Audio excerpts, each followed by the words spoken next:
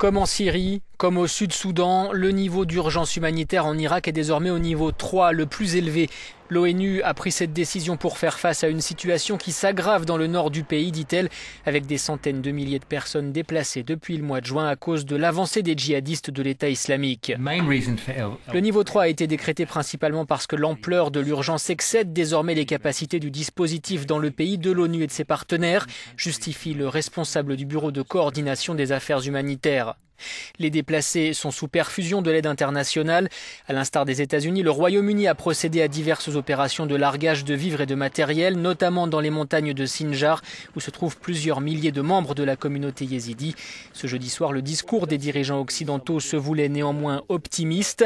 Il y a moins de personnes que prévu dans la montagne. Nous avons également pu constater que l'aide britannique larguée a fait la différence et est parvenue aux gens, affirme le Premier ministre britannique David Cameron. La Grande-Bretagne a d'ailleurs suspendu les largages. Un discours et des décisions que l'on retrouve du côté de Washington.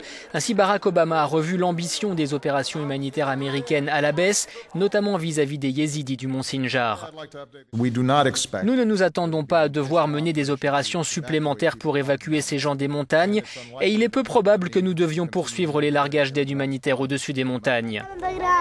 L'interruption de ces mesures extrêmes ne signifie pas pour autant que la crise humanitaire est terminée, bien au contraire, car les besoins des centaines de milliers de déplacés de tous les âges sont chaque jour plus importants.